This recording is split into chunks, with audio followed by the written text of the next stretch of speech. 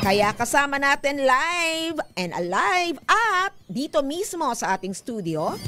Naku, I'm really privileged to have him around. Ang dating kalihim ng Department of Science and Technology at ngayon ay chairperson ng Board of Directors ng Philippine Foundation for Science and Technology o PFST.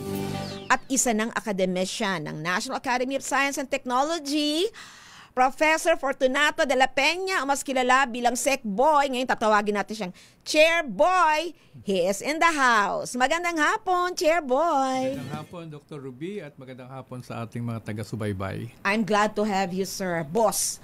Ako rin. Oo, napakasayang kayo makasama dahil nung araw ay busy-busy kayo. Nung kayo ay sec, pa-zoom-zoom na lang tayo. Pero kasi, iba na yung role nyo ngayon. After your, sasabihin ko, retirement, your tenure, and your term as a DOST Secretary, sir. So, ano ba tong PFST na inyo ngayong pinangungunahan? I think this is something that is new, no? Yeah. From government to a foundation, an NGO. Ano po ang PFST? Ano yung mission niyo? I still remember nung itinayo ito dahil ako yung planning officer ng National Science and Technology Authority, which became the Department of Science and Technology during the term of tawag pa namin noon Science Minister Emil Javier. EQJ. EQJ, oo. And at that time ay may itinayo yung committee na composed of people from industry na nag-i-interact din naman doon sa mga academics, at ito yung Science and Technology Committee na sila ang nagtayo, sila yung nag-lead ng pagtatayo nitong Philippine Foundation for Science and Technology, kasi sabi nga ng Science Minister ay hindi namin kaya lahat gawin, kailangan tumulong ang private sector. So itinayo noong 1984 ito na ang layunin magkaroon tayo ng environment na conducive for sa science, culture, and of course attracting young people to science careers. Okay. So napakaganda kasi hindi nga talagang talagang kakaiba yung direction. At ito'y nag-umpisa 1980s pa pala, sir. 84, Kala ko mga 1990s o late 1980s. 1990 nung itinayo yung Science Centrum. Ayun. Oo, yun ang kauna-unahang Science Centrum sa Pilipinas na kung i-compare mo sa mga science centrum sa ibang bansa, ito yung private operated. Sa ibang bansa ay government operated ang na marami centrum. Sa India, Thailand, yes, hindi na yan sa US lalo na. So parang ito yung unang-una, Philippine Science Centrum is an interactive exhibition. So ano po yung nakikita From doon? the beginning, ito yung ginawa para maging interesting sa mga bata, At actually pati matatanda ay nagiging interested. Interactive in the sense na gagamitin mo ang kamay mo, ang iyong mga senses, at makikita mo how science works, familiar ka naman dito. Yes. Yung iba't ibang prinsipyo ng science ang ipinapakita. Natutuwa nga kami kasi in our experience, yung nagtayo kami ng Science Centrum sa isang maliit na bayan, yung Pulilio, Quezon, pinondohan ng local government at saka ng DOST, at kami ang nag-implement. Binuksan nila na kahit hindi mga bata pwedeng pumasok doon. Pulilio Island dyan, sir. Oo. Yung mga ibang mga turistang foreigner na nakakapasok doon, nagugulat, at in that little place, meron palang ganun. LGU operated to, sir? It's operated by the DepEd. Okay. So how big is the facility? At yan ba ay continuously? Siguro, parang pag pinag-join mo yung two big classrooms. Oo. Maliit pero tama sa isang komunidad. That's right. Okay. So sir, ito yung mga parang kumbaga satellite centrum na hindi lamang PFSC ang nag-ooperate. Ano pa yung ibang mga programa? Kasi interactive exhibits, alam natin, napaka-effective niyan. Well, hindi pa rin iba dun sa interactive exhibits kasi hindi naman lahat ng bayan o lugar merong sarili nilang ganong sentrum. So, meron kaming mobile or traveling exhibits or traveling science centrum. Ang pinaka-latest naming na-complete ay yung traveling centrum sa BARM. BARM? I was there. We went to Jolo, to Tawi-Tawi, to to Basilan, to Lamitan. Naku, interesado ang mga bata. Hanggang Lamitan, Nakakatuwa. sir? Yes, Wow. I was there. Oo. So ito yung mga exhibits na nakakatulong para maintindihan ng mga bata yung konsepto sa science Medyo and mahirap mathematics. lang kasi isiniship namin yung mga exhibits dun sa lugar. Magastos yan, sir. Magastos. Oo. So sino po yung mga katuwang ninyo? How are you able to operate the traveling science center? Basically, ang usual partners namin ay yung local government unit, no? At kung yung DOST rin, may mga regional offices ang DOST na nagko-co-sponsor sila. Kami naman, kami na yung nagpapabricate ng exhibit, nandiyan na yan.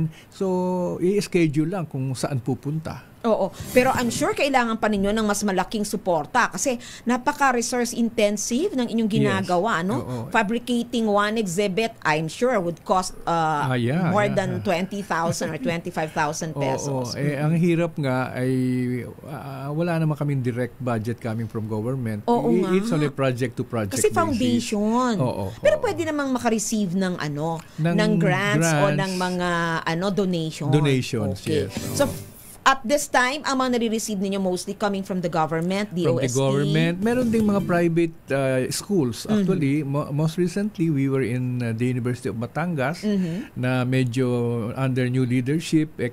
Bata rin ang new leader. So, interesado siya na medyo yung mga, dati kasi well-known sila sa mga low degree, yung mga ganon sa business. So, there was a time na nag-enter na rin sila into engineering and the sciences. And ngayon talaga, actually sila yung nagpa-train ng teachers nila sa high school. Kailangan yan, kasi ito yung foundation ng lahat ng mga, sabi nating disciplines, di ba? Sabi nga nila, yung mathematics is the queen of all sciences. And science is in everything, di ba? And everywhere. So, STEM education ang pinupunto ng mga programa. How are you helping the teachers, sir? Well, meron kaming training for teachers na isinasagawa namin, and we are fortunate to have very experienced teachers. So, we have some who are coming from mga balik scientists na ito na who wants to give back, and sila ang nagli-lead, at isa nga ito sa aming programa ngayon na maparami yung mga trainers namin kasi dumadami na yung nagre-request ng training. Ang kagandahan kasi nito, maikling panahon lang ay maraming na ituturo yung aming mga science teacher, experts, at nakadevelop sila ng mga low-cost parang laboratory tools. Meron kaming lab in a box. Lab in a box.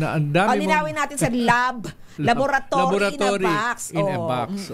Na pag nag-training kami, tigi-tigisan noon ang mga teachers. Iuwi na nila yon pagkatapos, and marami silang na-demonstrate na principles. Ito yung mga microscience o microchem boxes ni Ma'am Cora Salumbides. Napakaganda. Kasi yan ay talagang kung iisipin, improvisation na hindi na kailangan pag-isipan pa ng mga teachers. So yan, pinamimigay nyo po yan sa mga schools? Kasama na sa training. Sa training. And these are funded by what ganun agencies? Din. So either the local government, the DOST, and sometimes DepEd. Ayun. Ang tagal ng panahon kung 1980s, you are being sustained by organizations and government institutions. But are there any other programs that you're doing to generate funds, sir, at the moment? Well, at the moment, actually, ngayon pa lang kami talaga nag-isip ng fundraising, na pwedeng makatulong ang kahit sino. So we are having for the first time a benefit concert. Uy! This will happen on June 21. That's just two weeks from now. And ang interesting dyan, ang main featured artist namin have science background. Wow! Scientist sila. Sino-sino yan, sir? Maybe you will be surprised. Well-known pianist Raul Sunico. My teacher in mathematics in UP Manila. He is a BS Mathematics and an MS Statistics graduate before he took a PhD in music. Pianista yan na ano and well-known internationally. I know. And of course, not too far from us, my undersecretary then, during your time in Rowena DOST. Guevara, now Undersecretary of the Department of Energy, PhD yan sa Electrical Engineering, Yes. pero about to earn her Nako. PhD in music. Grabe, ang kombinasyon. And of course, there is a former Chancellor of UP Diliman, Jerry Cao, Nako, who si Sir is Jerry. well known also for singing. Oo, ang kanyang operatic voice, Correct, diba? correct. So, ayan, ang daming mga willing mag-donate ng kanilang serbisyo, para maka-raise kami ng funds. Hindi pera ang ginibigay nila, kundi ang kanilang talento. Oo. Kaya ang tawag nga namin dito sa aming science concert, kasi ito yung mga scientist, ay science and art in perfect harmony. Wow! Parang may ganyang kanta ang isang soft drinks, di ba? Totoo naman, ang science ay art at ang art ay science, di ba, sir? Talaga namang yan ay hindi magkahiwalay na Correct. disiplina. Kasi kung hindi ka creative, mahirap maging scientist, no? Example na nga, si Yusek Guevara. Ang Correct. expertise niya yung mga digital sounds, ma-analyze niya yung boses. Oo nga, kaya nandun siya sa music. Ano particularly ang instrument na gagamitin ni Yusek Geb sa... Si Yusek Geb usually plays using a keyboard. She was a Yamaha champion at the age of 5. Sosyale ng Dapat pala naimbita natin si Yusek Geb. Kaya lang nasa Department of Energy na siya. But she will perform. Ayun. June 21, anong oras po yan? Ito ay 6. Well, we have dinner starting at 6 o'clock. Okay. And that will be followed by the concert itself. 7:30 yata. 7:30. Okay, But so the concert dinner itself, concert. I think will not last more than an hour. Ayun. Kasi concert. naman, grabe yung mga line-up, Hindi naman pwedeng kumanta ng 3 oras si Sir Jerry Cao. Pero it's really more of Raul Sunico. Okay. So it's piano music. Yes. So challenge. From classical to, to Filipino. To jazz maybe. To Filipino music. May mga OPM siguro. And interesting din dahil an hour before dinner ay may cocktails, around an art exhibit featuring a scientist artist, si Dave Centeno, who is si Dr. Dave. Yeah, well, he teaches marketing, but he is one of the named university scientists at UP Diliman. Anong i-exhibit ni Doc Dave? Painting. And kagandahan nito, yung proceeds ng paintings niya ay idodonate niya para sa mga kabataan na sinusuportahan ng Philippine Foundation for Science and Technology. Good. So, agahan ninyo para umabot kayo. There are only 15 art pieces. Ayun. So, ang ticket po available, paano po makakabili yung mga interesado nating mga kaibigang scientists? I'm sure maraming nakikinig ngayon. Mga fans club ni Yusek Geb tsaka ni Dr. Raul. Ang ko-kontakin dito, meron akong pangalan na ibibigay sa iyo. Unang-una, siguro kailangan malaman mo din na meron kaming mga sponsors na tumutulong. Sino po ang mga tumulong sa amin. Ito ang mga tumutulong. Halimbawa, ang Philippine Geothermal Production Company ay tumutulong sa amin as one of the major sponsors. GOCC yan, Hindi. Private siya. Okay. Ang Gokongwei Brothers Foundation ay sponsored din sa major sponsor. The Gokongwei Brothers, yes, family foundation. Yung Centrex na nagpuput up ng mga exhibits. Ay isa ng major sponsor. Ang Cathay Lands na nag-ooperate sila ng resort sa Astoria. Meron silang Astoria Boracay, Astoria Palawan, and South Forbes. Ay isa rin sa aming major sponsor. At ang Chamber of Commerce of the Philippine Islands. Meron pa rin other sponsors in kind. For example, sa cocktails, nandiyan na ang Distillery Limtoco. At ang aking anak ay sponsor din, Snack Shack Burgers. Snack Shack? Ay, ako talaga naman. And then of course, Unilab. The education unit of Unilab. That's good. And of course, Lyric, which will be the providers of piano. Ayun. And Experto, na sila rin ay bahala doon sa exhibit. Naku, napakadami yung tagapagtaguyod. Yeah, so you can contact, we have 2 names here, si Ann Asia at 0917-526-6356. or 0916-954-792. Ito ay mga tauhan ng Philippine Foundation for Science and Technology at si Jubilin Bisain at 0999-994-1942. Nako mga kaya inyo, dapat nakuha ninyo yung mga contact details na yan, kasi hindi pa ho tayo naka-ticketron at ano ba yan, yung mga distributors ng mga tickets sa mga events. Pero ito ay practice pa lamang ng ating PFST at alam ko may mga susunod pa sir na mga concert. Pero kung natatandaan mo, hindi naman una pala ito na may involving art. Remember yung mga pa-contest natin nung araw sa mga bata, yung mga painting nila na ginagawa. Mga SciArt contest ng PFST nung araw. Panahon ni Manang Leti sir. Of course. At Caltex was supporting because that. The president of Caltex at that time, Sir Amaury Gutierrez, was one of the founders. Okay? And also yung mga sumunod sa kanya, na nami-miss natin, na pumanaw na, the late, of course, the late, sino nga ba? Colonel Luis, di ba? Of course, we have Menileo Carlos. At kalilisan lang ni June Berba, who was the chair for 10 years. The immediate chair, Immediate chair. So I took over when June Berba passed away. Nako, I'm sure very fortunate, tamang-tama sa inyong pangalan, ang PFST for having you. Ano po yung mga plano? Apart from this concert, babalikan natin mamaya yung detalye niyan. Ano po yung mga plano in the future? So you're now thinking of raising funds para may mga iba pang mga sources ng income to sustain your operations. Alam mo kasi, napakadami nating tinatawag na geographically isolated and disadvantaged area na actually, para makarating yung mga bata dyan doon sa mga main capital areas, yung sa capital cities, talaga namang kailangan gumasta na napakalaki para makakita lang ng interactive exhibit. Talagang meron nga tayong documentation ng isang isla ba yun or sa Aurora, kung paano sila pumunta. Napakahirap at napakagastos pero na-inspire yung mga bata. Ito yung mga indigenous people, by the way. And isa yan sa gusto naming dumami, yung mapuntahan naming GIDA. IPs. At mga GIDA. Disadvantaged areas.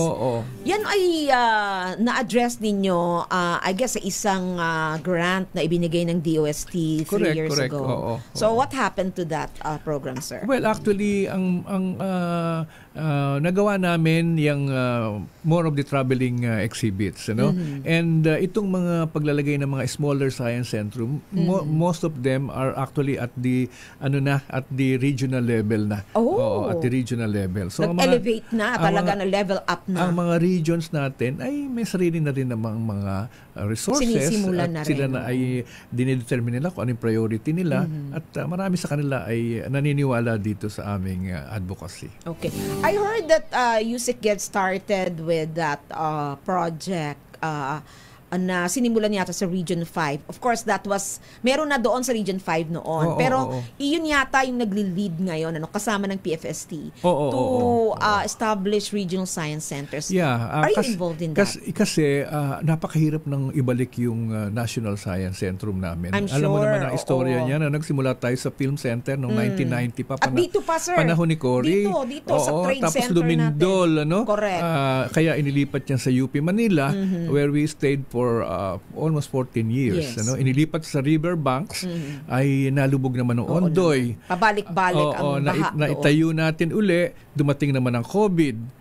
Habang nagko-COVID, nag-Ulysses pa, nalubog uli ang mga ang hirap ng well, of course, kung merong magsusuporta sa amin from the national government na hindi lang naman ang DOST, may DepEd dyan, makikinabang ang mga bata. But in the meantime, we are relying more on the initiative sa local government. Halimbawa, yung traveling centrum namin sa BARM, ang dami na ngayong nag-i-inquire kung paano sila magtatayo ng centrum at their own place. At their Doon own mismo city. within the BARM Within area. the BARM area. Okay. Oo, kasi napakaraming mga pulo-pulo din doon sa Oo, at saka saan lugar na mapupunta yun. yung mga yun? Pupunta pa ba ng Zamboanga yun? At saka lalangoy pa ba yun? Para Pa ba yun? lumipat sa kabilang isla. So you're looking at small satellite centrum na self-sustaining, something like that. We look at that, self-sustaining. Pero yung mga challenges na yan, sir, kasi we know for sure, ako inaral ko po ng husto yung mga Science Museum during my term in my tenure in DOST-SEI. Napakalaki po ng potential niyan, na informal but yet it's very relevant, tapos talagang nakakarating doon sa mismong sabihin nating kailaliman nung pag-iisip ng mga kabataan, the target population. Napaka-importante noon na magkaroon sila ng critical thinking, magkaroon sila ng interest, alam mo kung minsan lungkot na lungkot ako pag nagpunta ako sa isang lugar na may project ang DOST. Most of the projects are livelihood, ganyan. Yeah, technology transfer. Pag tinanong ko yung mga bata kung ano yung kursong gusto nila, madidismaya ka. Hindi ko na sasabihin kung ano mga kurso. I'm sure. Yung iba dyan ay mostly hindi related sa science. Wala.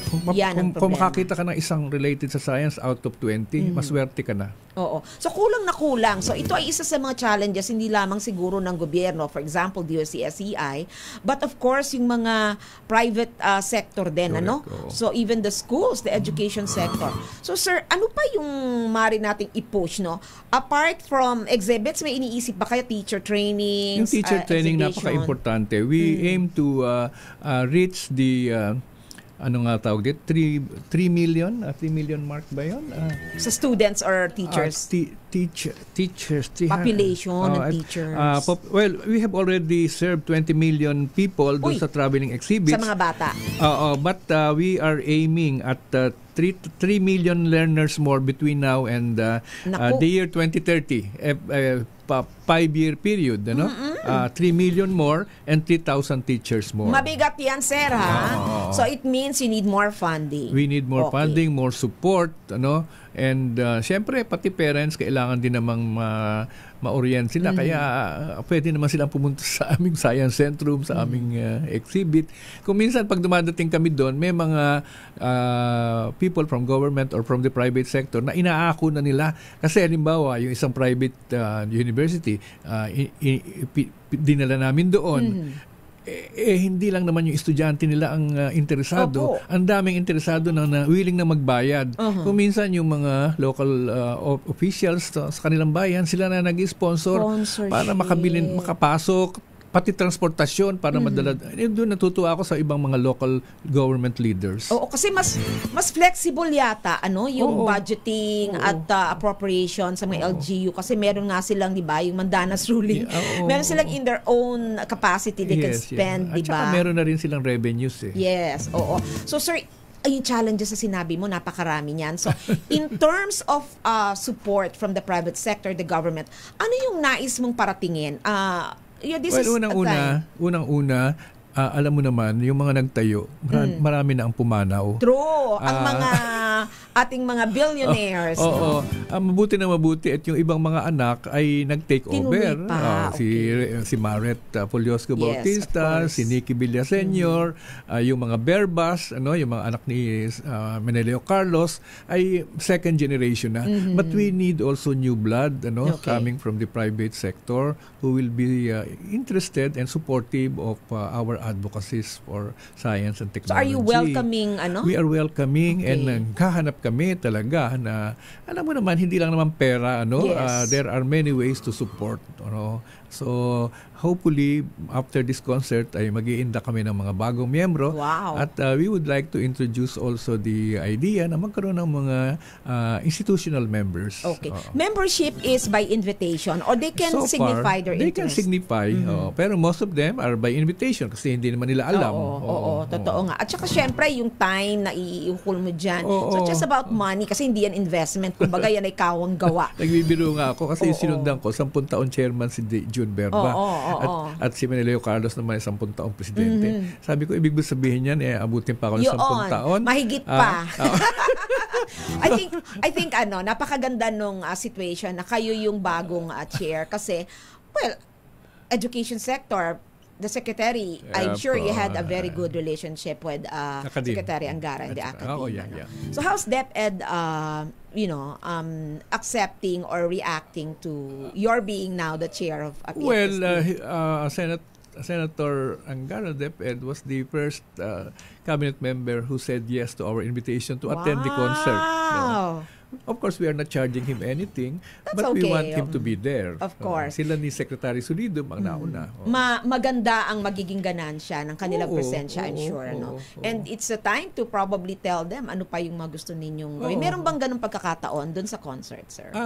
Actually, nag-uusap naman ng DOST at saka ang DepEd. Ba't iba rin naman kasi yung private sector ang makausap? Ayun. So again, i-promote natin ang inyong concert, sir. Kailan mangyayari? Saan? Pinopromote namin ang aming benefit concert, Science and Art in Perfect Harmony. This will be on June 21, a Saturday, to be held at the UP Bahay ng Alumni.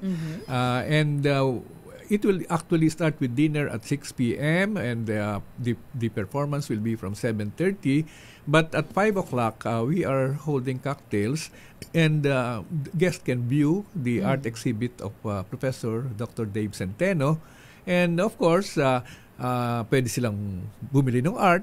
Okay. O kung alaman, ay pwede naman silang mag-donate ng kahit na magkano para sa aming cause. Kung hindi man sila naging sponsor, at least siguro, andun naman sila, may ticket sila, baka gusto pa nilang mag-donate ng extra or kung ano man ang maitutulong. Pagkakataon yan para makipag-bonding at magbigay siguro ng suporta, no? Oo. Hindi lamang the form of yung mga pera or kung ano pa. Siguro marami pang mapapag-usapan dyan, I'm sure, because it's a bonding night, di ba? Yes. Okay. So, kanino po ulitin natin ng contact persons and contact details para po sa mga bibili ng ticket. Again, wala tayong outlet ngayon. Ang contact persons ay si Ann Asia. Apelido niya ay Asia. Asia, okay. Oo. At 0917-526-6356 at 0916-954-792. Si Jubilin Bisain din. At 0999-994-1942. Nako, ayun. So, mga kahenyo, Science and Arts in Perfect Harmony. June 21. June 21. Sa Bahay ng Bahay Alumni. ng Alumni. Ayan po. Suportahan po natin ang Philippine Foundation for Science and Technology para mas marami pa yung maging scientist in the future sa ating mga kabataan. Again, thank you very much. Sec Boy pa rin. Oo. Thank you for coming. And of course, we wish you well in PFST. Nung nadinig ko nga dito, sabi ko, I will appear in person. Of course. At bukas po ang Radio Henyo, ang DZRH. Kung kailangan po ninyo ng outlet sa inyong mga promotions, sa inyong mga activities, nandyan po si Karen para tawagan ako at gladly I will make way for you. Salamat, Doc Ruby. Thank you very much. Sa mga kahenyo, yan po ang ating nakapanayam, ang ating boss sa DOST noon ng kanyang kapanahunan 3 years ago, Sec Boy, Dr. Fortunato de la Peña, ang chair po ng Philippine Foundation for Science and Technology. Yan po. Mga kaalaman tungkol sa siyensya at teknolohiya. ST Knowledge.